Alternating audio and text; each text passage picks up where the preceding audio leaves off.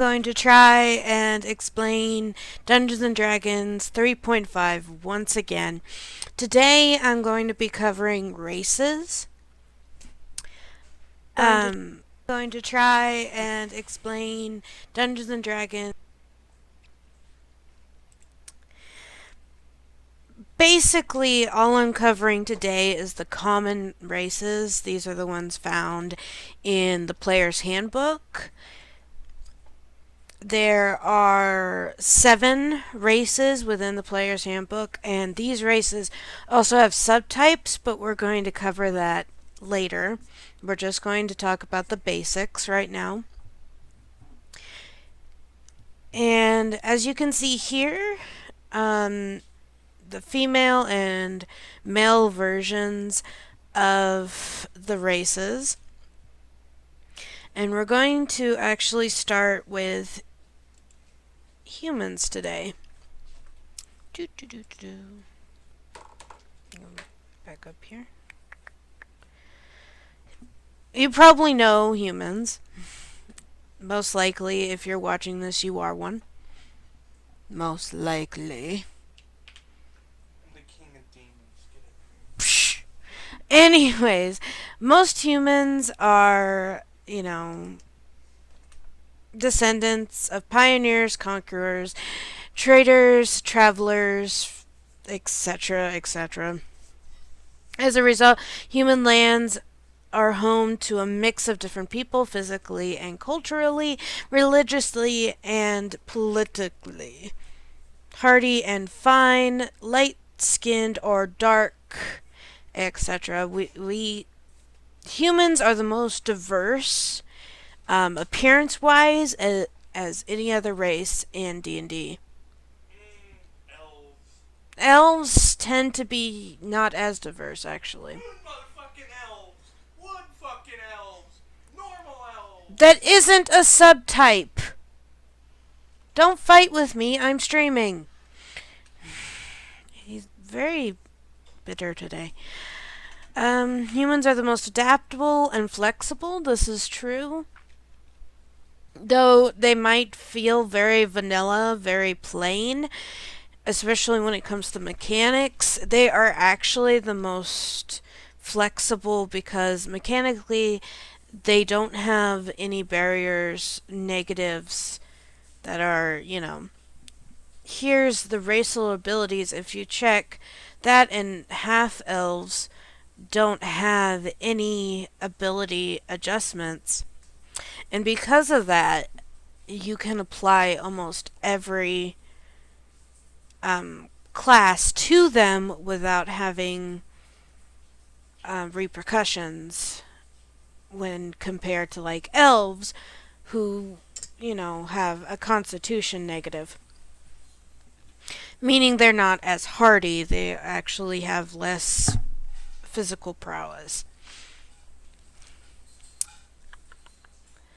Humans are typically stand to 5 feet to a little over 6 feet tall, and weigh from 125 to 250 pounds. Of course, this is in a medieval setting, so there isn't like above 250 normally, and when you're 250, you're usually pretty muscular. So on average, I would say 180 makes kind of sense for a human. But if you're a woman and acrobatic, probably around 120 makes sense. Men are usually taller and heavier than a woman. And they have short lifespans comparatively to the rest of the races. They do live quite shorter.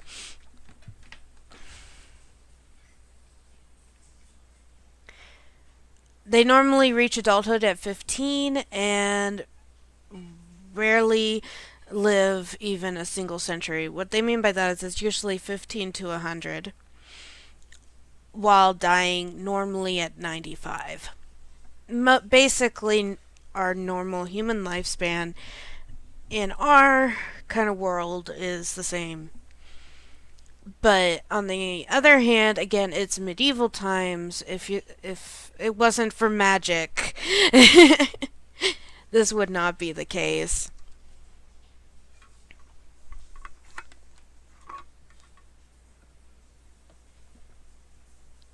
Humans serve as ambassadors, merchants, etc. They're pretty much everywhere. Regional wise, they can be found. I forgot my music. Hold on for a second.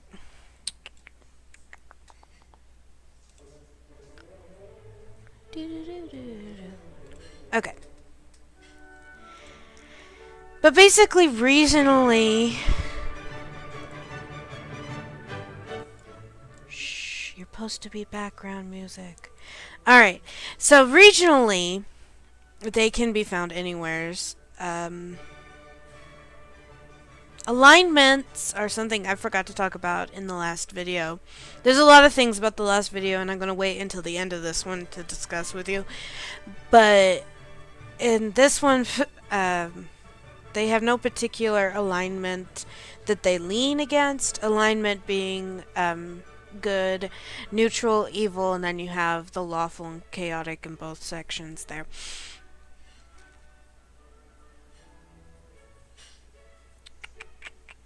Human lands.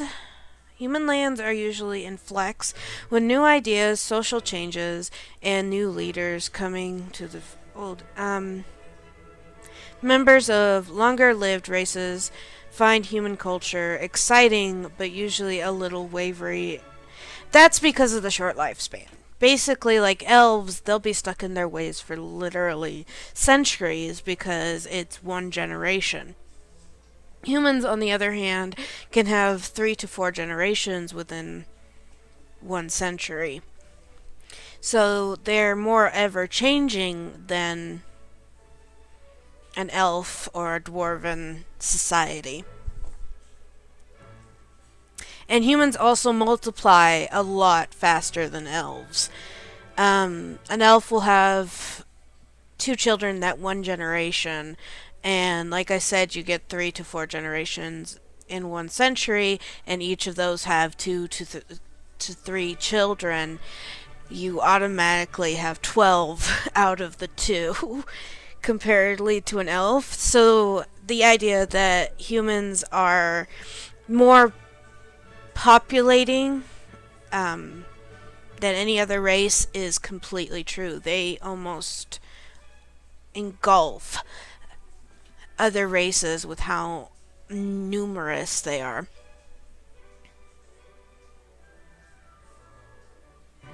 Religion wise, they don't really have a chief deity. I recently was told that the gods in this particular book are from Grey Raven. I don't know if that's true, but this book focuses on a certain group of gods. In D&D, you will have several groups of gods compare are with each campaign or world you play in. So it really depends on what world you are playing in. Again, ask your DM.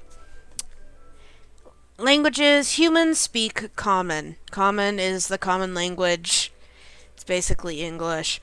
And all races know this. They typically learn other races as well. They are fond of sparking their speech the world's borrowed from other tongue. Basically, humans can adapt other languages to their speech. They also learn languages decently, while some others might have some difficulties. Names, basically any human name in any culture you can think of, you could probably use as a human name. Adventurers, human adventurers are more daring. Can earn glory in the eyes of her followers by amassing power, wealth, and fame. Basically, the normal thing: you go out, you become famous, you travel, you defeat evil. Usually not for a specific reason. or for many reasons. Humans are a middle creature. You'll learn that there's such a thing as a miniature, small, medium, large colossus, and humans are in the middle. They aren't large, they aren't small, they're in the middle. Human base land speed is 30 feet. Basically, every time you make a move action, you move 30 feet. On that grid that I talked about last time, each box is 10 feet, so you move 3 boxes. They get one extra feature at first level. That becomes very useful very quickly. They also quick to master specialized skills and vary in their talents.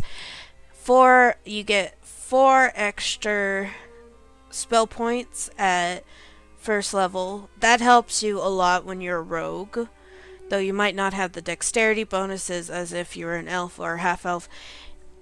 You do get that 4 extra spell points, which you can go put into like your lock picking skills or your trap skill, which I recommend highly. But we're gonna get into that next time. And you also get 1 extra skill point each time you level. Also, so that's to kind of represent the flexibility of humans compared to other, races.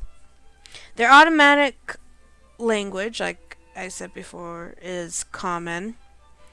They can get any bonus language. D&D is especially 3.5, has some interesting rules when it comes to the languages.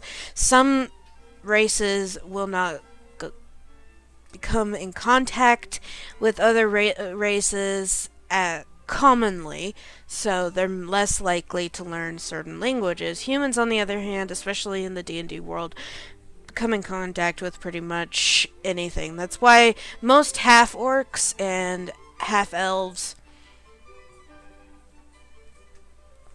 are half human. They get around.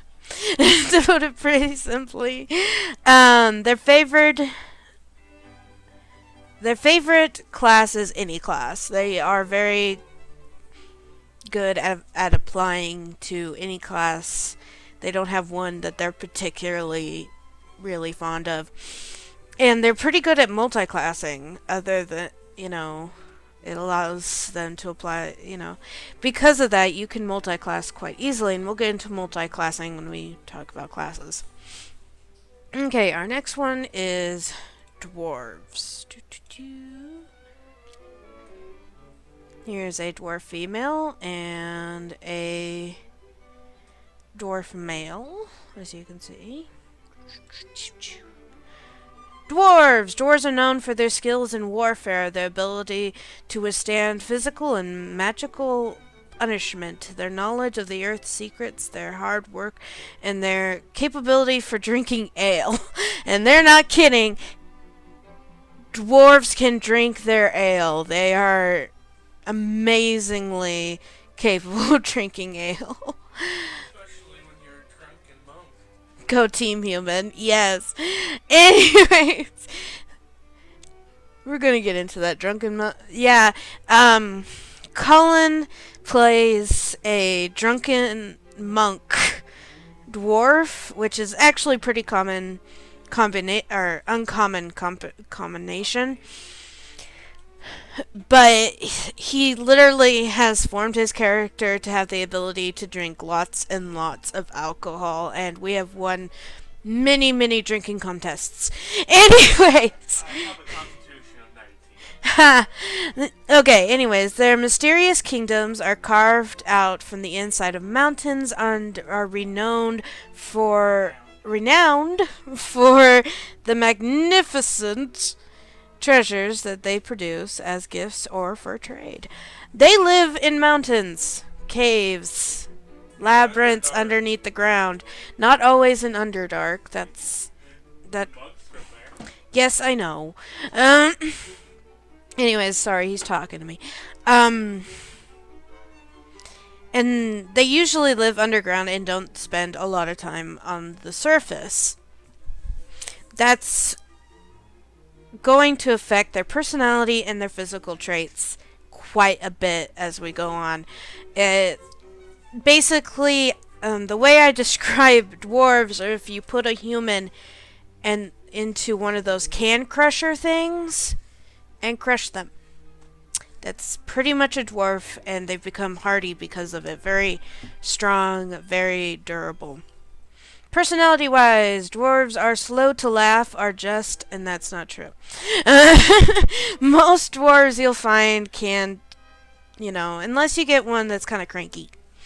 And they are suspicious of strangers, that's true. You never trust right away. Da-da-da-da. Dwarves value gold, gems, jewelry, and art objects. They do love their jewelry, especially when most dwarves are miners to begin with, and so they will have a fondness for um, craftsmanship, jewels. Also, in D&D, you get a bonus for as a dwarf for recognizing stonework and craftsmanship when it comes to jewelry and certain weapons. So that becomes useful. Is it a plus two? Because I don't have that. It's a plus two, yeah. Find that script. They fight recklessly, and they are very full of courage and a sense of justice, and this is cultural. Cultural wise, they do kind of do the honor of the warrior, but don't be afraid to bite somebody. These are dwarves. They enjoy the company of gnomes. They are famously have an oath: if I am lying, may I cross a dwarf. Ha ha ha. Anyways, oh no, they don't like gnomes. I keep forgetting this. My brain. I apologize. I don't know why they don't like gnomes.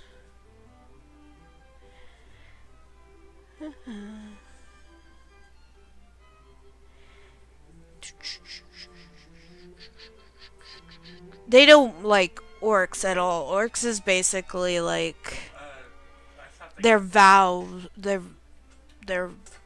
foes.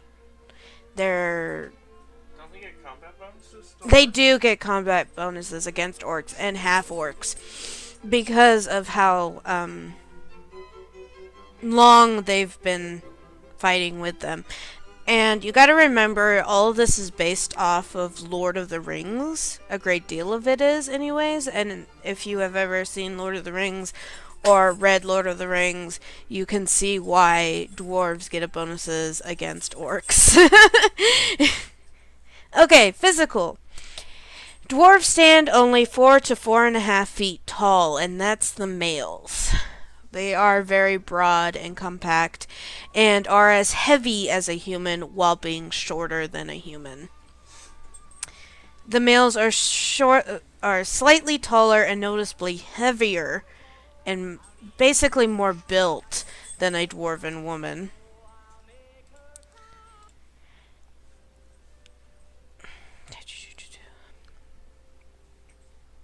Sorry, I'm pausing so often. Forgive me.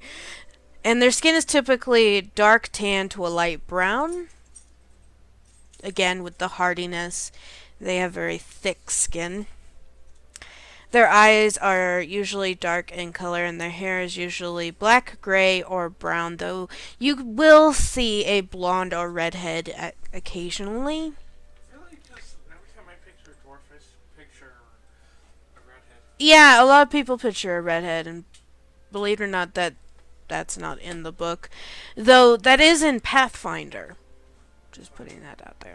Well, yeah. What's the difference? Dwarf men value their beards and highly groom them. They also put jewelry in them and do awesome braids.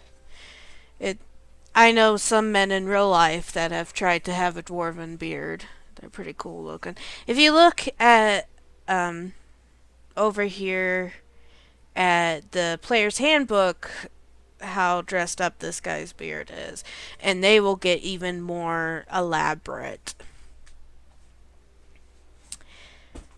Dwarves favors simple styles from their hair, beards, and clothing.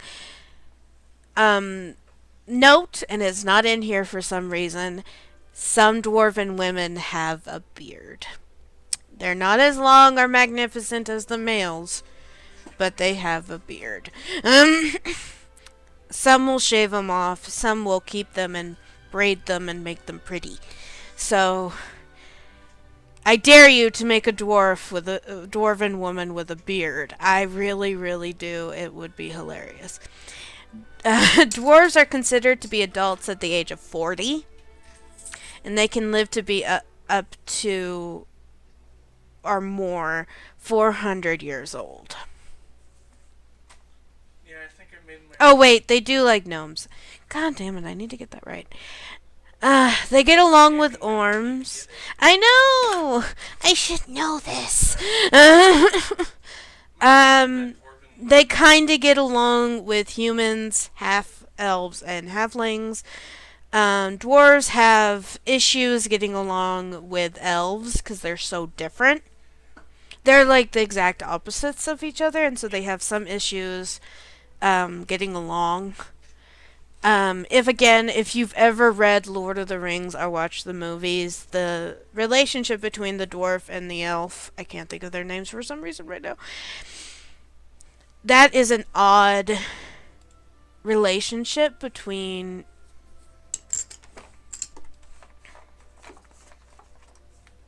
renowned between an dwarf and the elf, and pretty much the only thing that they have in common is they hate orcs like a lot. Which, of course, that means they don't really get along of half orcs. They might not plain out hate them, but they don't trust them. A lot of racism there. If you have an orc in the party, I would say if the dwarf is playing, he could make some backhanded comments that would. Oh yeah, he would totally make comments about how the orc is an idiot. Anyways, they're usually lawful, and that again is cultural. I have that instilled when they are young. Venturing dwarves are less likely to fit the common mold. They're usually outcasts, odd people compared to the rest of them. Most dwarves stay within the dwarven society. In the dwarven kingdoms, they don't normally venture out. And so the dwarven adventurers and dwarven warriors that are sent out are usually the uncommon people in that society. Dwarven kingdoms usually lie deep beneath the stony surface of mountains. Like I said, it's huge, huge cities, castles. They are big. They are magnificent. um, Again, with religion, this focuses on one group, but they do have quite a bit of dwarven gods that you can follow. Again, check with your DM on what god system he's using. They speak dwarven, of course, but it's not uncommon for them to speak gnome, giant, goblin, or orc. And that's because when you're fighting a lot of goblin and orcs, it's good to know when they're screaming, "Don't do that!" Or no! Anyways, dwarves are are granted names by their clan elder, clan being basically their extended family. And it is a tradition once they are born and once they reach adulthood to be blessed with a name. It belongs to his name is not owned by his he does not own his name. It is property of his clan. His clan claims that name because he is part of his clan. If he has misused it or brings shame to it, his clan will strip him of his name and he'll have to go get a new one. Basically, they can literally say you have disgraced us, and we can take it away. Uh, oh, this isn't this. Is man. Anyways, here's some examples of male and female names. They have. If you're looking for a dwarf name, I do recommend Norse, Welsh, um, a lot of names with German is good one. Russian. Those nationalities have good dwarven names.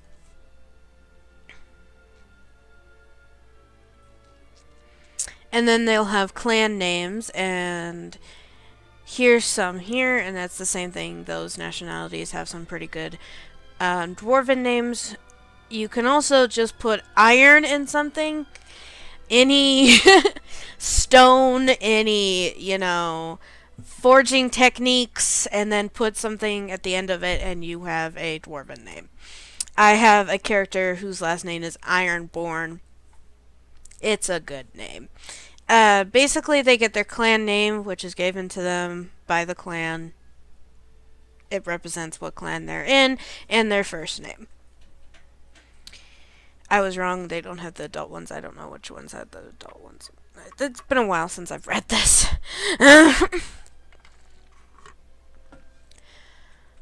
Dwarven adventurers are usually motivated by excitement and simple greed. They want. Also, there is an honor aspect that isn't being talked here. I'm a great warrior. I've taken this down. It fills them with pride. It gives them respect from other dwarves. And it also brings honor to their clan. Basically, they're not going to lose their name. Um, and also, you'll be put on a pedestal. Everyone will know who you are. And that can bring great deal of motivation to leave your home and search out adventure. Dwarven racial traits. They get a +2 to Constitution, and that's because of what I said earlier. They're hardy. They get a -2 to Charisma because they're not exactly considered beautiful, and their culture doesn't really value the idea of spiffing it up, being dramatic. So, the idea of being charismatic through their personality isn't as common with dwarves because it's not valued in their culture.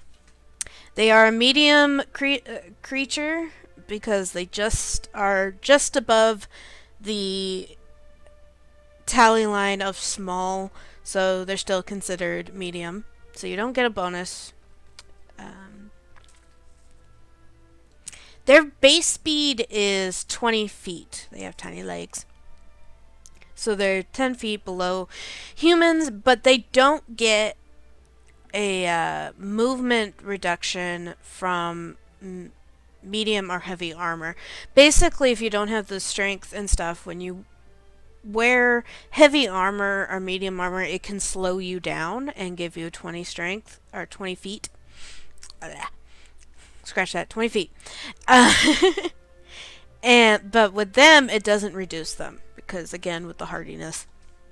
Dark vision. Again, they live in caves.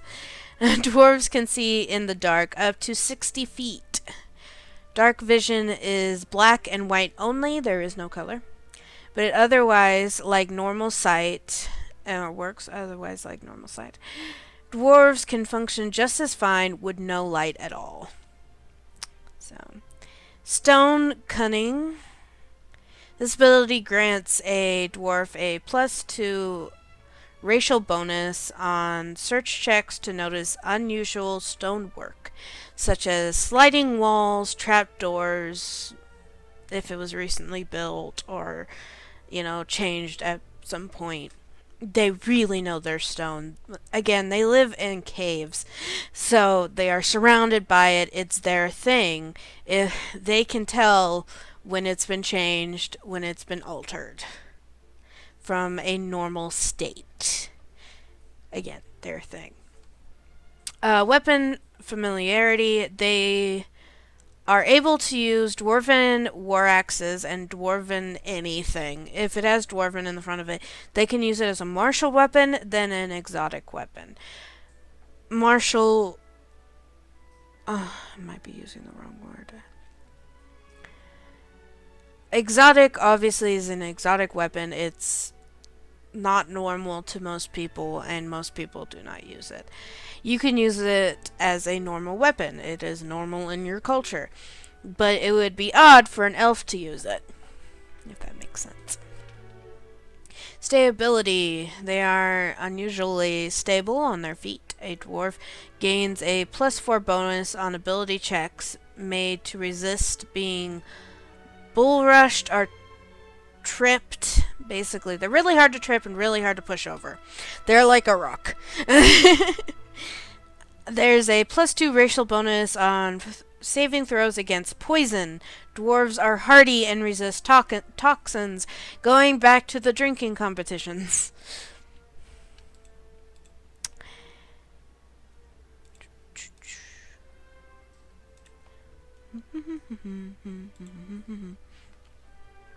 They can withstand quite a bit of toxins. They have benefits that help them resist poisons, not just alcohol. +2 racial bonuses on saving throws against spells and spell-like effects. Dwarves have a resistance against spells. It's, again, another thing that parts them from elves. Is the fact that they are very resistant to spells and using spells. Meaning clerics, mages, bards, not usual in dwarven society. They are unusual. But doesn't mean they can't happen.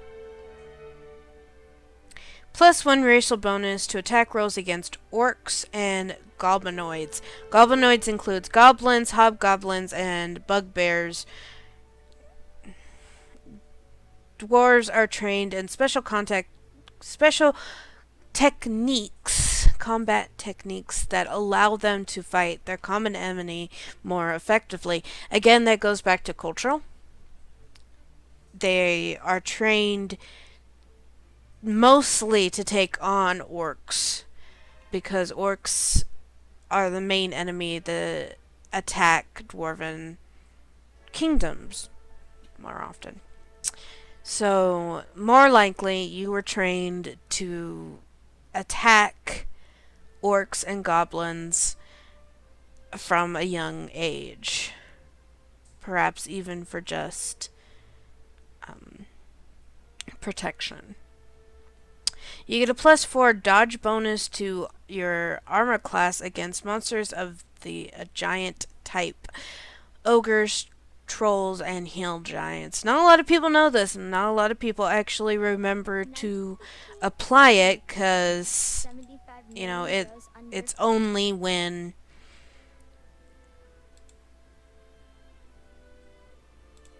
you're going against a giant type creature. It's good to make a note of it. Make a sticky note or write it next to your AC. Going against giants, you get a +4. Again, a lot of people forget that. But that doesn't include dragons, because dragons are considered colossus. Again, we'll get into that later. Racial bonus against appraisal checks that relate to stone or metal objects. That includes jewelry. And their automatic languages are, of course, common and dwarven. Their bonus languages that they're allowed to have are giant, gnomes, goblins, orcs, Chirin, I am saying that wrong, and undercommon. Dwarves are familiar with languages of their enemy and of their allies. Gnomes. Favorite classes are warriors. A multi-class dwarf's warrior class does not count when determining whether he takes experience points. Their culture values battle quite a bit and being a warrior and being strong. So, them being a fighter is the most common occurrence. Dwarves are normally fighters. They're normally trained in that at a young age, and it's the most common thing that a don't want to say lower class, but basically dwarves that need to work for a living. A lot of them work as warriors in the army or bodyguards, etc. And they have a very military based culture. When they're not, and that's when it comes to combat, as a lot of your adventures are going to be combat based because of the fact, you are an adventurer, you're going to get into combat. When we're talking about NPC dwarves, which we'll get in more into that once we get into the Dungeon Master's Guide, they can be miners or merchants dealing with stonework because obviously they have quite a bit of knowledge about that, more so than anyone who's been living on the surface of the earth. But that's dwarves for you. They are fun. Our next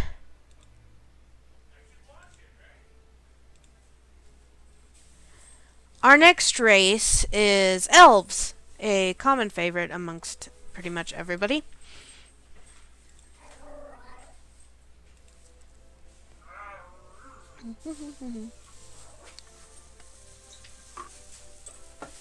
Elves mingle freely in human lands, always welcome yet never at home. They are well known for their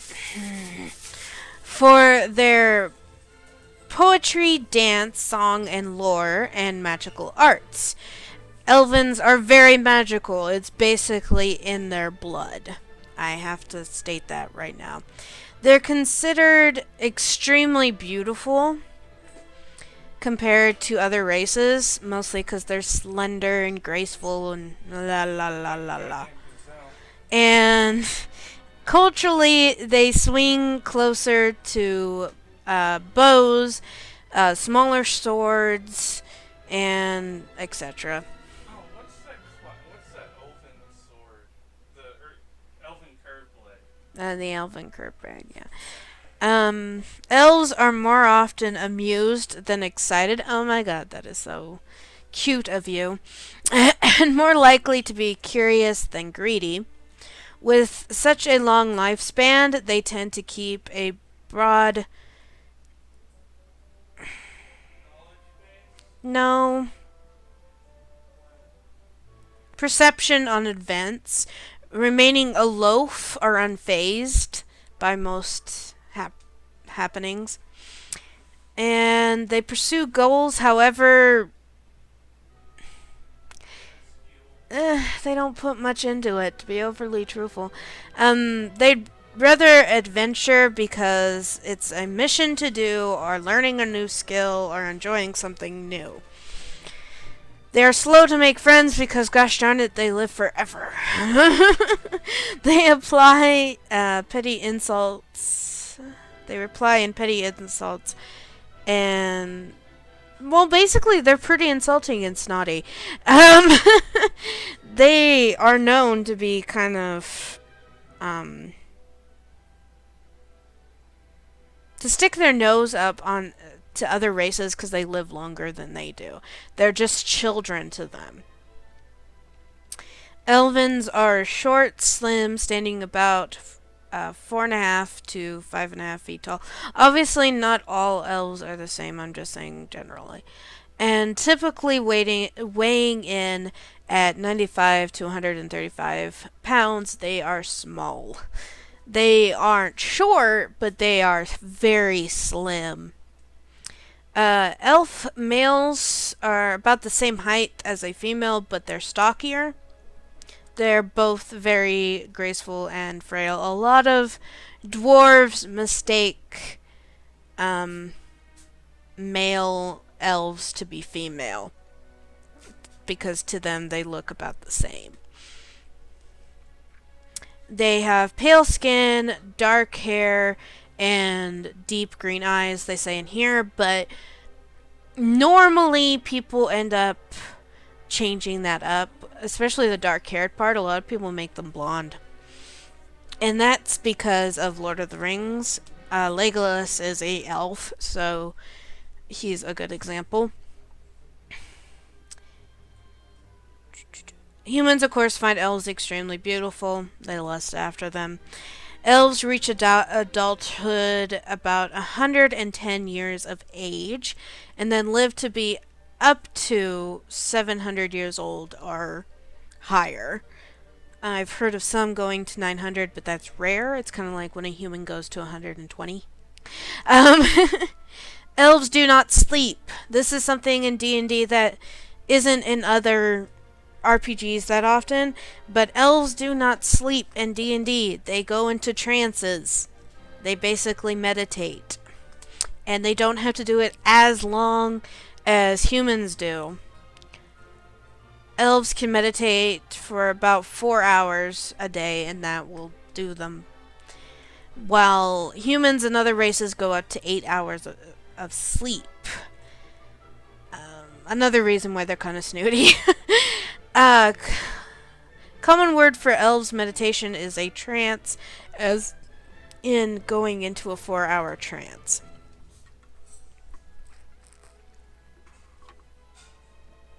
Elves consider humans to be rather unrefined. They're children and don't have much culture. Halflings are a bit stained. Gnomes somewhat trivial, and dwarves not fun at all. Um, they are not nice people. Generally, not all elves. You know, obviously each elves has their individual thoughts and they are their individual person, but culturally they have kind of this oversight that they're better than other races.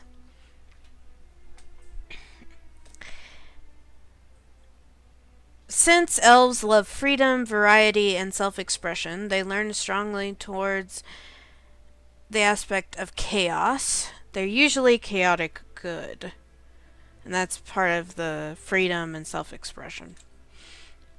Most elves live in woodland clans, numbering less than 200 souls at a time. Like I said previously, they don't repopulate very quickly at all. And so a lot of these would end up being elders, adults, and then some children. But it's kind of a mushroom effect when it comes to aging in elven tribes. Or clans, as they're said here. They hunt game, gather food, and grow vegetables. A lot of them are very earthy. They have a connection to the earth. That's why when you look up druid on Google, you get tons and tons of elves. It was really hard to find a human druid.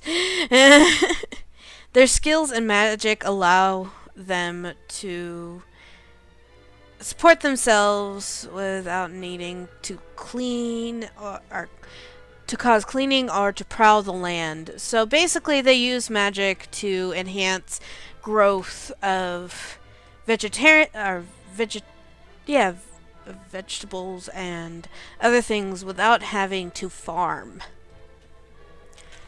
Because they believe in keeping the earth as it is. Their contact with outsiders are usually limited. Again, they're a bit snooty. Though some few elves make a good living trading finely worked elven clothings, crafts, etc. Though elves have no interest in mining. Another thing, why dwarves and them don't get along. They see no point in dealing with metals and stuff like that. And they usually keep metals like their swords and their bows. I'm mostly talking about arrows, tips of arrows, very natural compared to dwarves and human made weapons. I'm going to state again religion, talk to your DM.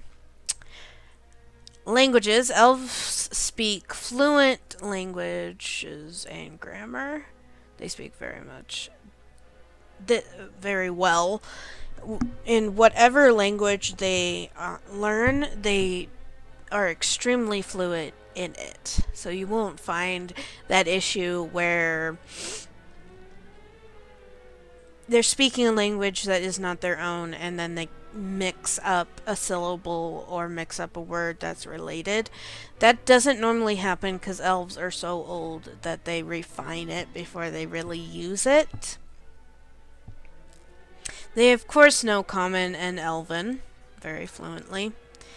Their bonus languages are. I'm going to mess up that word, so I'm just going to skip it. Pixie languages, etc. Anything earthy, they probably know it. And they can learn Undercommon. While naming an elf, I recommend Irish. I'm thinking of the other ones.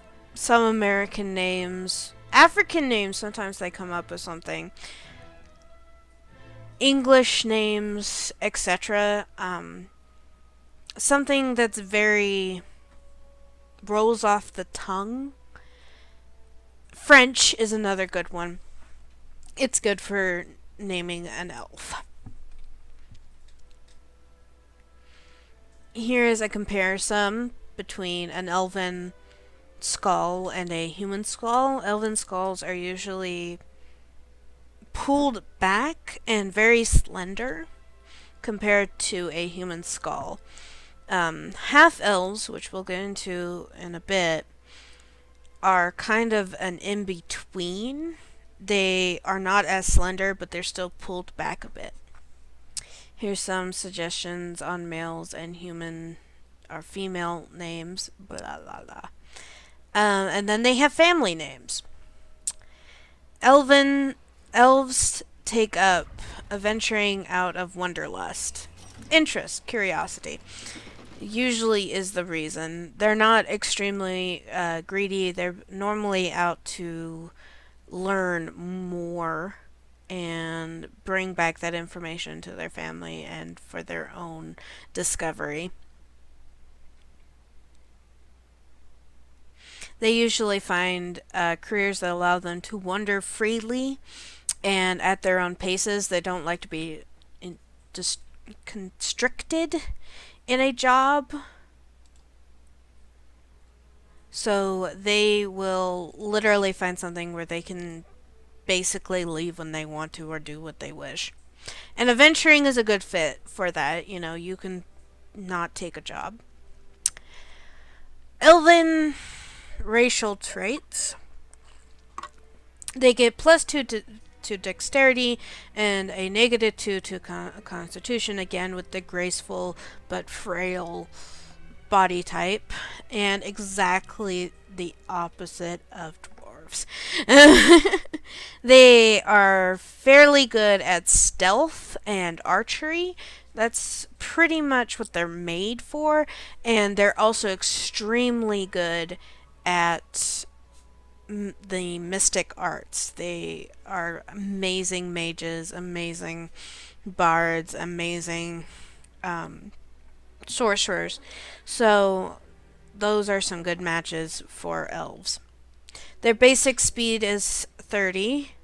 They are immune to magic spell effects, or magic sleep effects, not spell, sleep. Sorry, going back into the fact that they don't sleep. So obviously you can't put them into a sleep because it's a totally different way of sorting out your head. And they get a +2 racial saving throws against enchantment spells or effects. They're very durable against magic because it's so common within them. It doesn't shock their system as much as other races. They have low light vision. An elf can see twice as far as a human in starlight, moonlight, torchlight, and similar conditions of poor illumination. They retain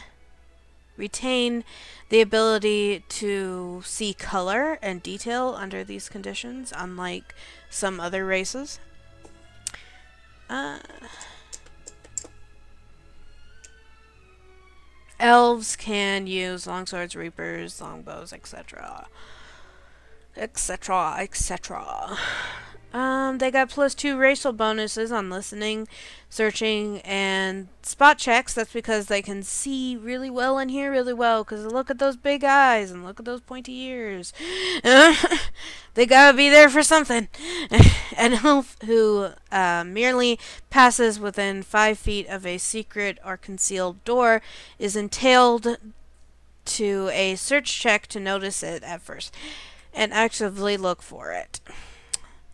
And elf senses are so keen and that it seems as if they have a sixth sense.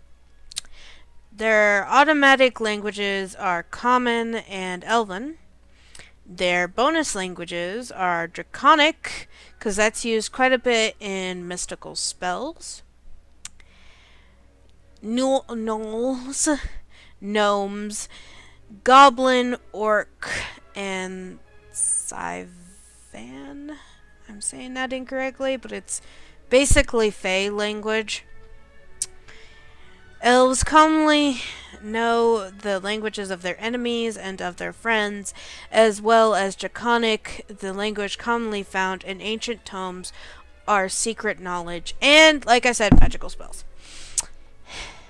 Their favorite class to be is a wizard. Like they said, it's basically in their culture, it's basically in their blood. They've been casting magic long before anyone else, especially humans. And that's why a lot of elven wizards look down a bit on other wizards. Because obviously they must know more than you. I'm not saying every elf's like that, but it is a common occurrence. Though they'll try to baby them and show them how to do it. It's kind of like an older sister teaching their younger sister how to do something.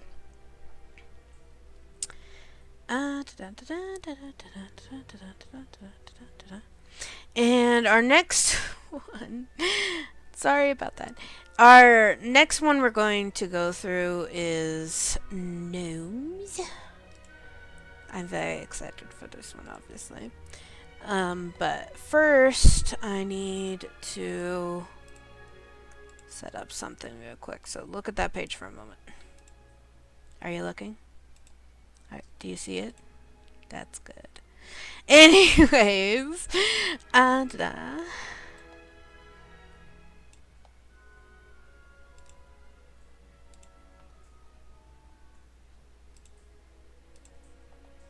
gnomes. They're also extreme spellcasters, by the way. Thought you'd want to know. Gnomes are welcome everywhere, because we're awesome. We're technicians, alchemists, and inventors. Despite the demand for their skills, most gnomes prefer to remain among their own kind, living comfortably in barrows beneath rolling wooden hills where animals bound. That's one of the common things they have with dwarfs and how they get along so well.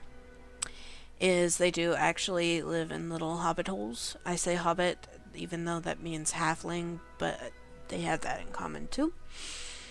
You will normally mistake a halfling for a gnome, though they got smaller feet. It just happens. Gnomes adore animals, beautiful gems, again, why we like dwarves, and jokes of all kinds.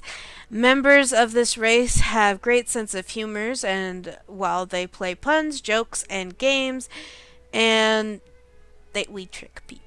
That's a tricking. They do pranks. We like art and engineering and designing things and building things. And they like to find things out by personal experience instead of reading it in a book. Trial and error are their friends. Their curiosity makes them skilled engineers since they're always trying new ways to build something. Sometimes a gnome pulls a prank just to see how the person will react. Less than, it's funny, more of, I wonder what they will do. Gnomes stand about 3 to 3.5 feet tall and weigh to 40 to 45 pounds, basically the size of a 8-year-old. Their skins range from dark tan to a woody brown. Their hair is fair. Their eyes can be any shade of blue. Again, this varies. You can have any color really, but this is the common. Gnomes prefer short, carefully trimmed beards. They are very groomed, actually. Gnomes generally wear leather or earth tones, and they decorate their clothing with fine jewelry. Gnomes reach adulthood at the age of 40, and they live up to about 350 years old, though some can live up to 500. Gnomes get along with dwarves, so completely forget what I said before because I don't know what I was thinking. I'll admit I make a lot of mistakes when I talk in these videos, and one of them is because I am a bit nervous. This is my first time trying something like this, so please bear with me. And we share a love of precious objects, jewelry basically, and working with metals and mechanic devices. We also have a shared hatred of goblins and giants, though I like goblins, but I can understand why someone else wouldn't. They enjoy the company of halflings, especially those who are easygoing enough to put up with their pranks and jokes. You don't want to hang out with somebody who's stuck up. Most gnomes are a little suspicious of taller races, humans, elves, half elves, and half orcs, but they rarely act on this suspicion. They're just like, tall people. Gnomes are often good. They're usually good alignments. I'll admit they go towards chaotic over lawful. So most likely you'll find a neutral or chaotic gnome. Gnomes make their homes in hilly wooden lands. They live underground but get some fresh air, more fresh air than dwarves do, enjoying the nature living world on the surface whenever they can. Their homes are well hidden by both clever concealment and illusions. Those who come to visit and are welcome are ushered into the bright, warm barrows. Those who are not welcome never find the barrows in the first place. Gnomes who settle in human lands are commonly gem cutters, mechanics, sages, or tutors. Some human families retain gnome tutors. During his life, a gnome tutor can reach several generations of a single human family, meaning they'll be there for a while and basically be like, I totally, tutored your grandpa. Anyways, again, religion, talk to your DM.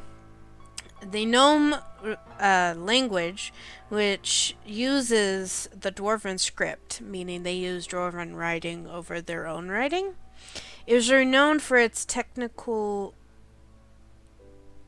treacherous. Okay, whatever. Um, and their language is used for human herbalism, naturalism, and engineers. Usually, commonly learn gnome because it's like our Latin when it comes to medical. It's commonly used. Gnomes love names, and most have half a dozen or so. As a gnome grows up, his mother gives him a name, his father gives him a name, his clan elder gives him a name, his aunt and uncles give him a name, and he gains names from just about anyone. Gnome names are typically various and are names of ancestors, our distant relatives, though some are purely new inventions. When dealing with humans and others who are rather stuffy about names, a gnome learns to act as if he has no more than three names: a personal name, a clan name, and a nickname. When deciding which of his several names to use among humans, a gnome generally chooses the one that's the most fun to say. Gnome clan names are a combination of common gnome words, and gnomes almost always translate them into common when in human lands, or into elven when in elven lands, and so on. So, yeah.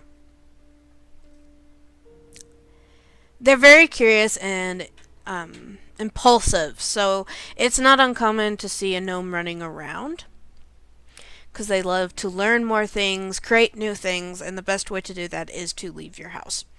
Um, so that's why they become adventurers. You'll see that as a common thread is. Oh, give me a moment. Oh. Is most adventurers are there because they're curious or greedy. They have a +2 constitution, -2 to strength because they're tiny. Like dwarves, goblins are tough, but they are small, therefore not as strong as their larger humanoid counterparts. They are small. A gnome gains a +1 size bonus to their armor class because most people are used to attacking a little bit higher than them. So it does cause an advantage. And a +4 size bonus on hide checks. But he uses smaller weapons than a human would use, and his lifting and carrying limits are 3/4 of those of a middle character. So basically, there's some downsides. You can hide more easily. You can, it's harder to hit you, but also you can't carry as much or swing around a humongous warhammer, which is sad. A gnome base land speed is 20 feet. Again, tiny legs. They have low light vision. They can use anything with gnome in their name, weapon-wise. They add +1 to the difficulty class for all saving throws against illusion spells cast by gnomes. They're so familiar with illusion spells as a culture, because illusionists are one of the most common mages in gnome culture, that they're used to them. So they can sometimes tell when it's an illusion. They also get a +1 racial bonus on attack rolls against kobolds and goblinoids, including goblins, hobgoblins, and bugbears. Again, they battle these creatures quite a bit. They're in kind of the same area as dwarves, not quite because it's in the forest instead of the mountains, but they are attacked by goblinoids quite a bit. Goblins actually hate gnomes. They tend to enjoy eating them. So if that tells you anything about why they are attacked by goblins and kobolds, just kind of tag along with that. They get a +4 dodge bonus to their armor class against monsters of the giant type. That's kind of self-explanatory. You're really small. It's, if you ever had tried to swipe a bug, if it moves, there's a problem. This bonus represents special training that gnomes undergo, during which they learn tricks and previous generations develop in their battles with giants. Basically, keep moving. Anytime a creature loses its dexterity bonus, if any, to armor class, such as when it is caught flat-footed, it loses its dodge bonus too. So don't be caught flat-footed.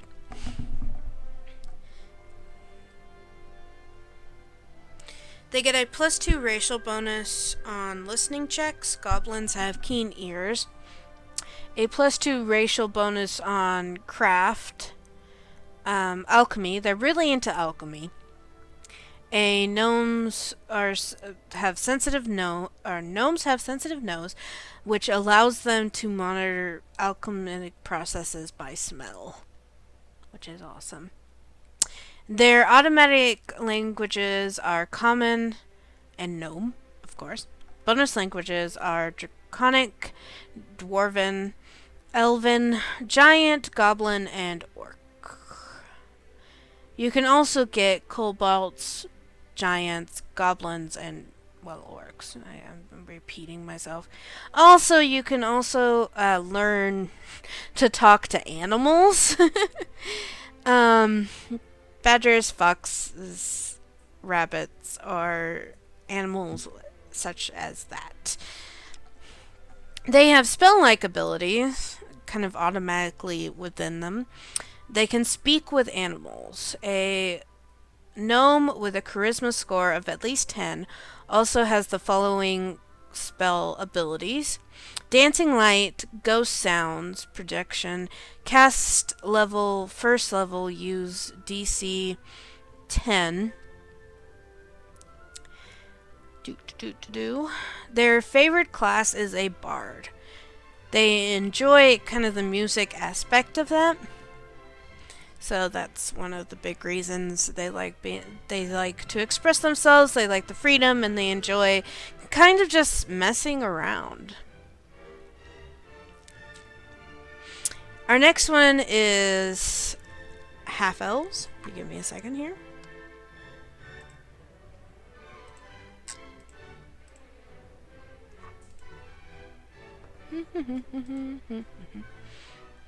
Finding the half-elves, finding the half-elves. I had a huge problem finding half-elf males. Oh, oops. I accidentally deleted them. So you're going to end up getting with 2 different female. And just imagine one of them isn't a female. And there you go. To be slightly racist.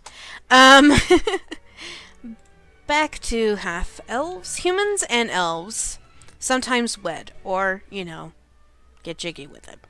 The elf is attracted to the human's energy, and the human to the elf's grace. Sure, we'll call it that. These marriages, or, the other thing, end quickly. As elves count years, because a human life is so brief. That's a weird way of putting it. But they can have babies, and these are half-elf children. The The life of a half elf can be hard if raised by elves. The half elf seems to grow much quicker than the other elf children, and they reach adulthood way sooner than. So you're probably not going to make any friends with children your own age because they're not going to be your own age very soon. Mm. Uh, Half elves become an adult long before,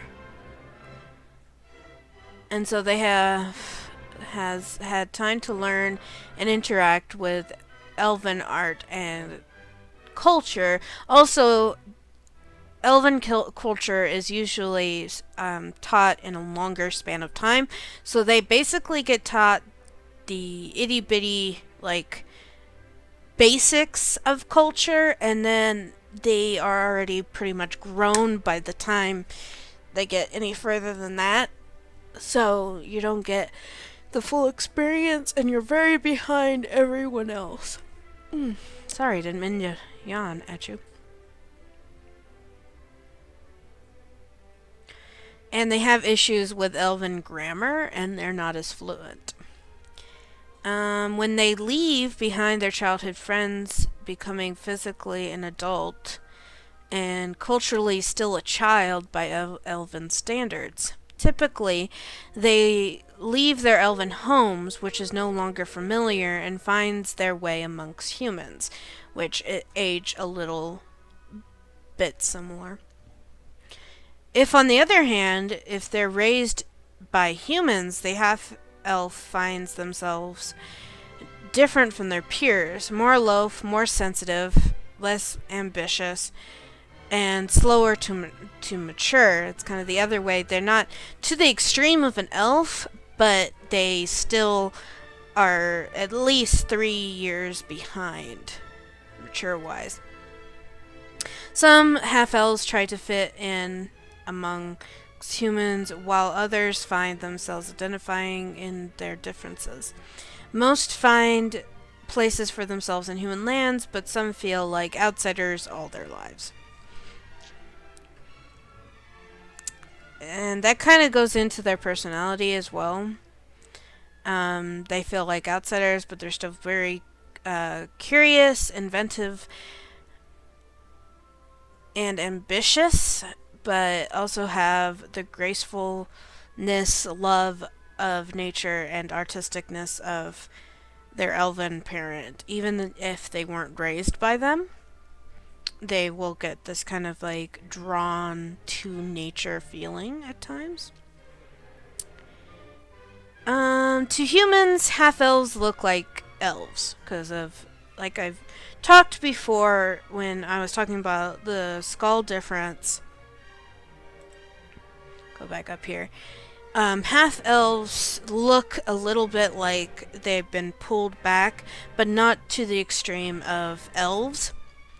But it is definitely, you can definitely see the cheekbones are elongated, and their ears are slightly pointed, which is obvious, and their eyes are a bit bigger, but their nostrils and mouth will be pulled back slightly into a point. Again, not to the extreme of an elf.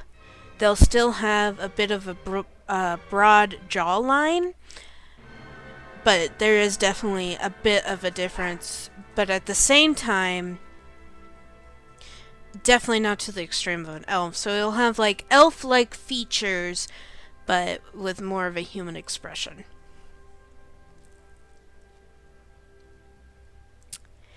To elves, they look more human, again with the what I just explained.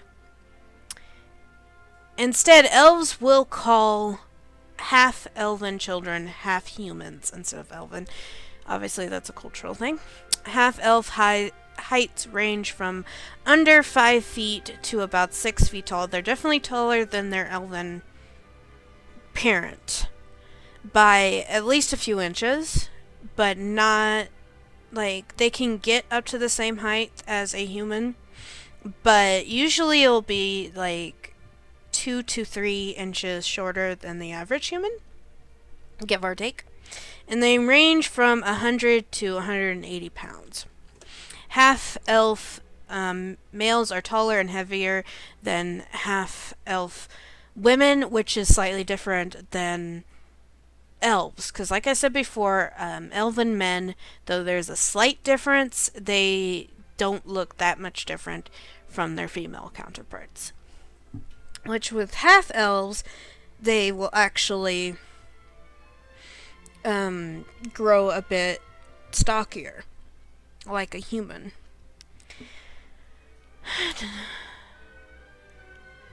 But the difference is less pronounced than in humans. They are paler and finer and smooth skinner than most humans. But their skin tone, hair color, and everything is as diverse as a human. Though they'll commonly have green eyes. Again, this is different between different campaigns. So again, ask your DM about this. They reach adulthood at the age of 20, which is 5 years more than humans normally are. So if they grew up with somebody, that person will always be 5 years ahead of them, even if they were born at the same time. And they can live to be over 180 years old. Obviously, the human blood in them has definitely shortened their lifespan comparatively to the almost 900 years old they could be as an elf. Most half-elves are human-elf pairings, and those are the ones usually used in D&D is half-elf, half-human, because they're the easiest to translate into mechanics. And that makes my dog very angry, as it would seem. Some, however, are children of parents who themselves are partly human and partly elf. These are second generation half-elves that have human-like eyes, but most still have green eyes. So basically, half-elves can breed with each other and make second generation half-elves. I don't agree that they look totally different than their parents.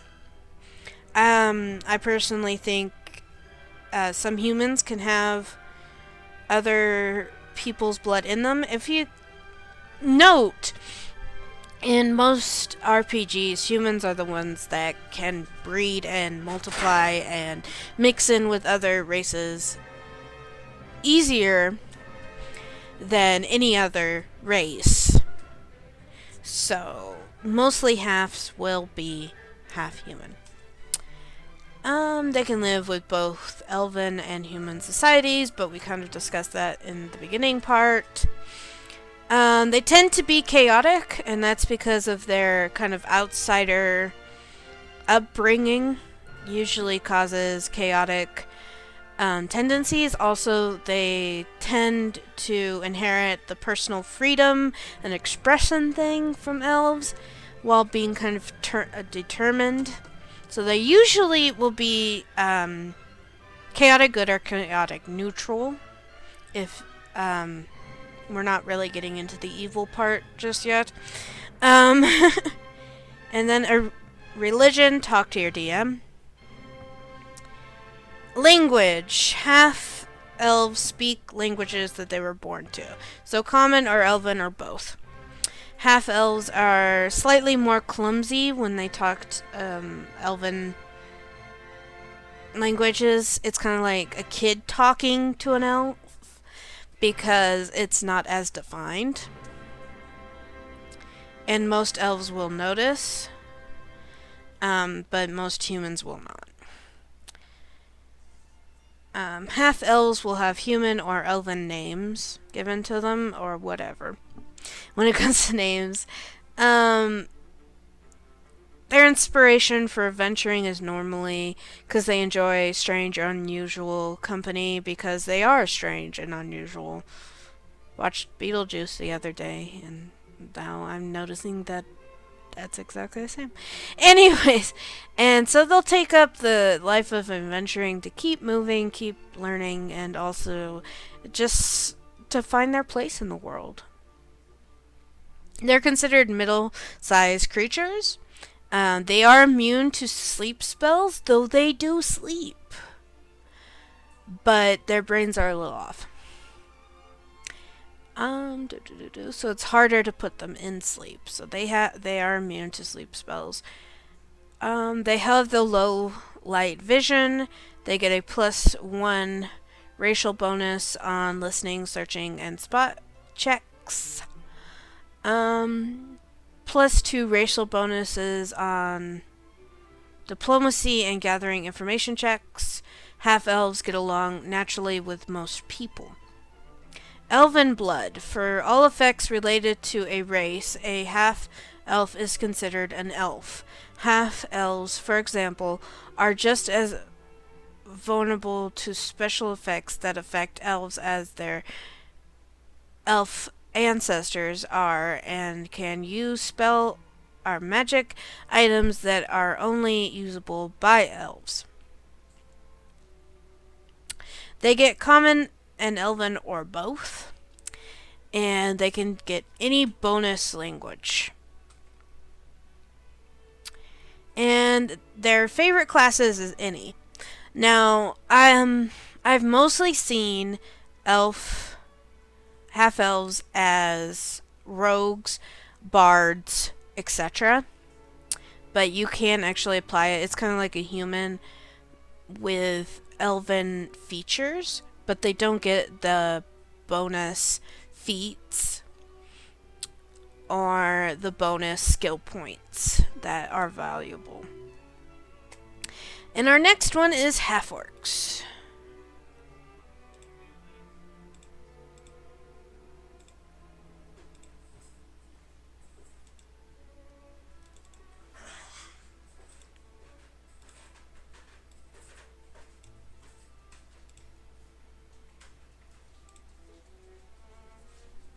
After I'm done.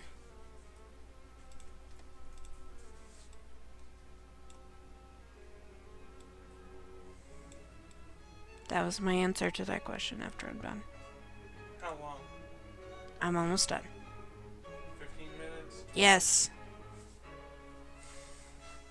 I'm being reminded that I have real life to attend to. Anyways, half orcs. In the wild fortresses, tribes of human and orc barbarians live in uneasy balance. Nobody likes orcs. It's a common thing. Fighting in times of war and trading in times of peace. Half orcs who are born in fortresses may live with either human or orc parents, but they are nevertheless exposed to both in civilized lands, bringing with them courage and combat prowess that they develop in the wilds. Half orcs are interesting. They're basically a dumbed down version of an orc that can live in society. Orcs have serious issues living in society because most orcs are giant jerks. And that gets into the personality portion. Half orcs tend to be short tempered and stubborn and not very nice. They would rather act than ponder and would rather fight than argue. Those who are successful, however, are those with enough self control to live in civilized land. Not the crazy ones. The crazy ones usually die. Half orcs love simple pleasures such as feasting, drinking, boasting, singing, wrestling, drumming, and wild dancing. Basically all the fun stuff. Refined enjoyments such as poetry, courtly dancing, boring things are lost on them. It's just like, this is boring and slow, and I don't like it. At the right sort of party, a half orc is an asset. At the Duchess's grand ball, they'll probably break the furniture. Um, Half orcs stand between 6 to 7 feet tall and usually weigh between 180 to 250 or more. A half orc's grayish pigments, slopping forehead, jutting jaw, and prominent teeth and coarse body hair make them language plain for all to see. Orcs like scars, because scars are sexy. they they really love battle scars as tokens of pride and are considered beautiful in orc society. So, yeah. Any half orc who has lived amongst near orcs has scars. It's just a, yeah. Or tattoos. Scars and tattoos. They're up there. Whether they're marks of shame or marks of honor, blah, blah, blah. They usually have a story to tell with each scar they have. So ask a half orc about every scar. Half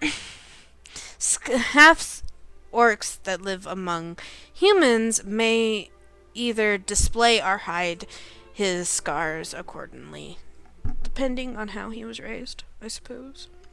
Or her. Half orcs mature a little faster than humans and age notably faster, but they do only reach adulthood at age 14, which is a year younger than humans. But they will only live up to 75, I want to say 80. So they do actually age quite quickly and they die quickly. You know, live life to the fullest because it's going to end soon. Um, Orcs are sworn enemies, that's what I was trying to say earlier, of dwarves, elves, gnome, everyone, and elves mostly. Half orcs can have a tough time with members of these races because, they're very judgmental and culturally racist against orcs for pretty good reason. And so are some humans. For that matter, orcs aren't exactly on good terms with humans, halflings, or gnomes either. Nobody likes an orc. Each half orcs find a way to gain acceptance from those who hate or fear them. Basically, you have to earn your respect. You don't automatically get welcomed. They are more of an outsider than half elves are. And they can have a very tough life, especially if they're an NPC and not a non-player character instead of an adventurer. And that's a reason I think is going to pop up later why they go into adventuring. Half orcs inherit tendencies towards chaotic. Most orcs are chaotic. There is a lawful tendencies, but for the most part they enjoy being free, which is something they do have in common with elves, but in a more aggressive way. They tend to be good or evil instead of, neutral. They swing one way or another. Again, you don't live for very long. Diddle-doddling.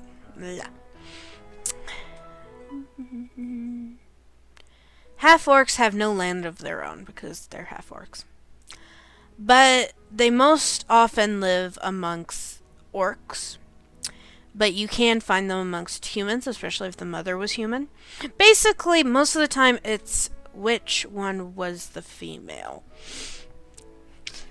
is where they're going to end up living. Because most orcs, and it doesn't say it here, but it's commonly known, most orcs are not produced through marriage.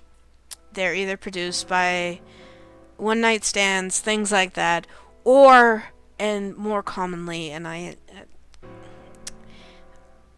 swallow before I say this. Rape. They are normally conceived through rape. It's just the truth. Anyways. Religion, again, talk to your DM about religion. They'll normally know Orc in common. Orcs don't have any alphabet of their own, though they'll use the Dwarven alphabet on rare occasions. But writing is not considered something that is needed. It's not appreciated in Orc culture, so if your half-Orc is raised by Orcs, most likely there isn't appreciation for art, writing, history that isn't told orally. Names, pretty much German's a good one. A lot of German names are good for half-orcs. Or they can have a human name, especially if they're raised by humans.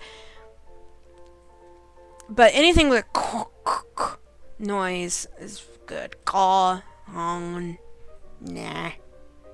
Keith is there. So a shrimp for some reason. And they normally don't have last names, I don't believe. Typically chooses a name that helps him make an impression. Yeah.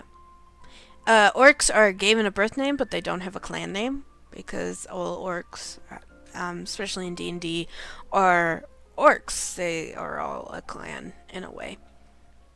So they will have a first name and usually a nickname, if it's hard to say.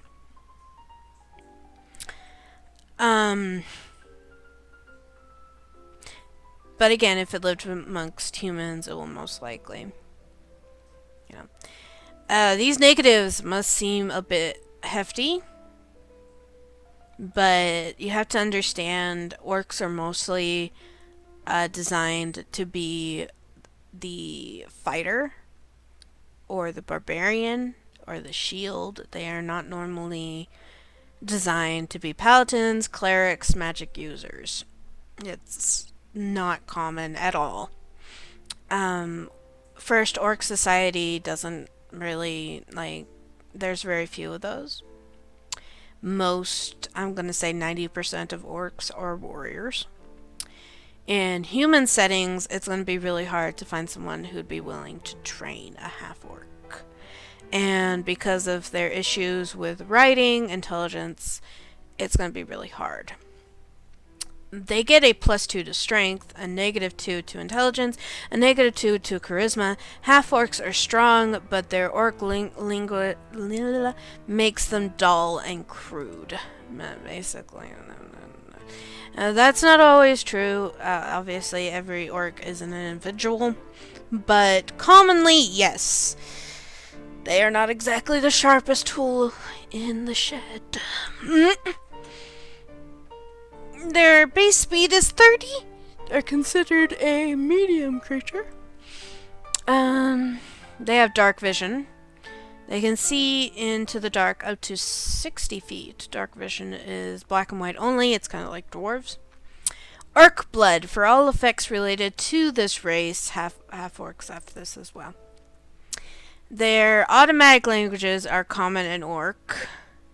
Their bonus languages can be Draconic, Giant, Gnoll, Goblin, and I'm not thinking of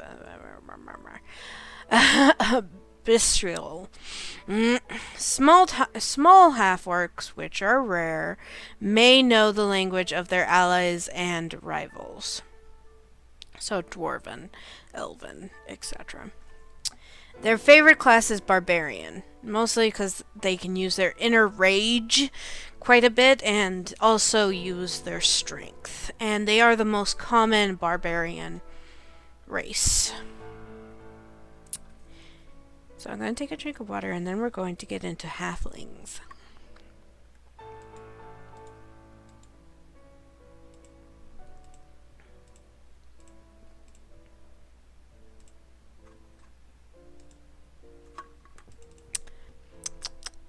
good cup of water. Mm.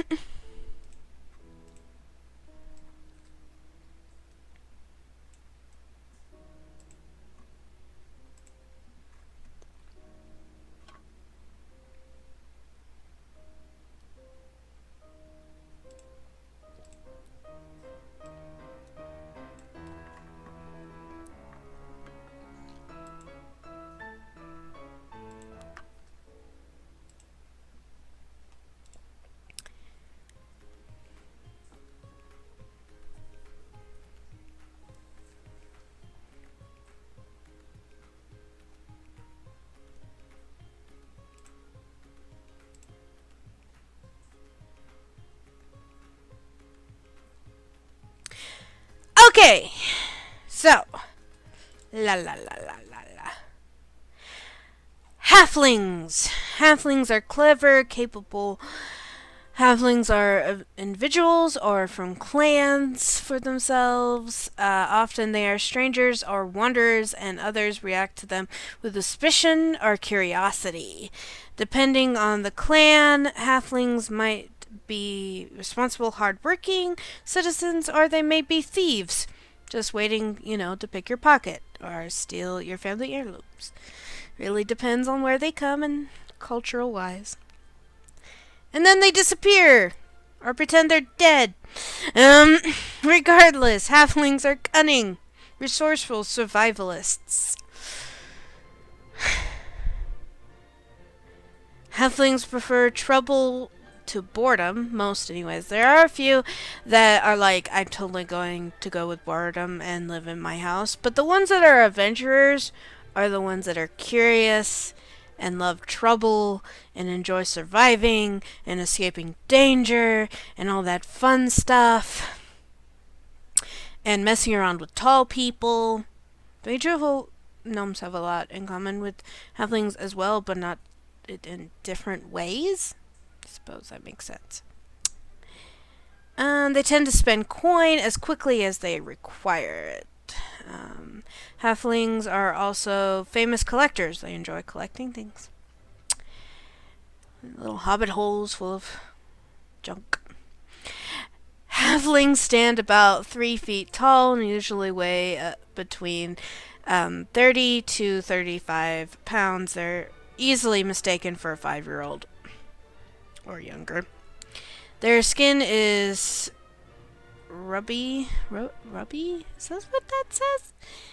Their hair is usually black and straight. That is not always true. They have brown or black eyes. Halfling men often have long sideburns, but beards are rare. They don't normally have beards. They can't grow them. Or it's neck beards. They normally wear simple, comfortable clothing. Because why not? And halflings reach adulthood at the age of 20 and generally live until the middle of their second century, meaning about 150. Halflings try to get along with everyone. Just everyone. They're usually friendly. You know. Since human society changes faster than societies of long-lived races, it is human society that most frequently offers halflings opportunities. And halflings are more often found in or amongst human lands than others. Humans tend to stay neutral. They are not normally good or evil, though they tend to be chaotic neutral in alignment. Halflings have no land of their own. That is not true. If you read Lord of the Rings, you know that's not true. And a lot of DMs stick with that version of halfling instead of the wandering version of halfling. But in this book, they say they have no lands of their own. Halflings often form tight-knit communities in human or dwarven cities. That, you know how there's Chinatowns? There's halfling towns. Or dwarven avenues. Are known for opportunities such as new mines that just opened or lands to discover. They enjoy new things, but they tend to not maintain a permanent home. That's not always true. Again, that's going against a lot of elven lore, and that's new because it is different in advance. But kinda, that's what this says. Um, oh, why my music thought it was Halloween. Um, religion again. Talk to your DM. Halflings speak their own language, which uses the common script. They don't have their own writing, but they write in common. They write very little in their own language, so unlike dwarves, elves, and gnomes, they don't have a rich body of written work. It's mostly oral storytelling. Once again, it's spoken. Halflings have a given name, a family name, and possibly a nickname. It would seem that the family names are nothing more than nicknames that stuck, so while they have been passed down through generations, they originally were nicknames.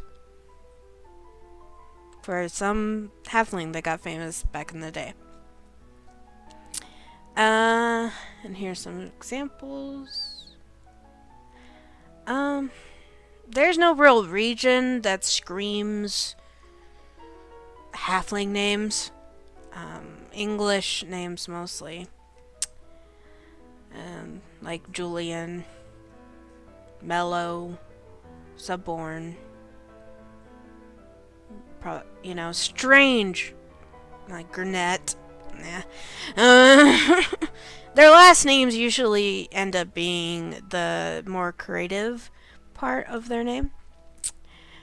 Halflings often set out on their own to make their way in the world. Like I said, greed or curiosity is usually the reason why anyone does anything. They get a +2 to dexterity, a -2 to strength. Halflings are quick, agile, and good with ranged weapons, but they are small, therefore not as strong as other humanoids normally. They are small. They get that bonus. Same bonus as the gnomes. They get a +2 racial bonus on climb, jump, and move silently. Halflings are agile, sure-footed, and athletic. They are really good at bouncing around, basically. +1 racial bonus on all saving throws. Halflings are surprisingly capable of avoiding mishaps. +2 bonus on saving throws against fear. They don't get scared that easy. +1 racial bonus on attack rolls with throwing, weapons, and slings. They're really good at throwing things. And +2 racial bonus on listen, checks. Halflings have these slightly pointed ears, which are good for hearing. Their automatic languages are common and halfling, and their basic languages are bonus languages. Are dwarven, elven, gnome, goblin, and orc. Smart halflings learn the languages of their friends and enemies. Their favorite class is rogue, and if you look, they're basically built to be rogues. They have the dexterity, they have the climb, the jump, the moving bonuses. They're really good at avoiding danger and everything, though they don't have the skill bonus, so a halfling would be nifty.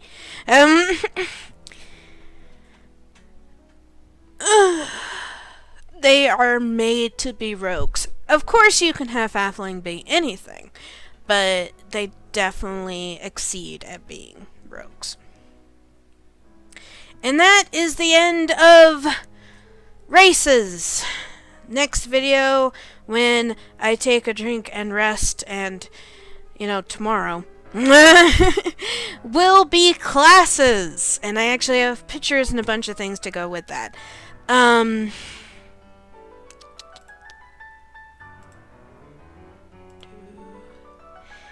so, classes will, of course, cover all the basic classes. Um, I'm right now going through all the basic stuff before we go into the advanced prestige classes, unusual classes. Like with the races, those are 7 common races. They're the most common normally in fantasy worlds. There are, of course, so many others that I will cover later. Like, elves have so many subtypes. It's crazy. That's what Colin was yelling at me about. Um, Most famous is like drows, but you have wood elves, high elves, la la la la, and we'll get into that much later. But those are the basic races in which you can build onto your classes. And this will be the basic classes which you can build off of. They're the building blocks. And it's good to start with the building blocks or you're gonna like tumble down. So next time we'll go over barbarians, bards, clerics, druids, fighters, monks, paladins, rangers, rogues, sorcerers, and wizards. And you will, if you don't know, I will explain the difference between sorcerers and wizards. A lot of people are like, what is the difference of that? Also, like the abbreviations, because in a lot of books and a lot of character sheets, they will be abbreviated. So yeah, that's what I'm covering next video, and I hope you will join me for that as well. Thank you for watching. I hope you enjoyed. I'm sorry I said the R word. Bye.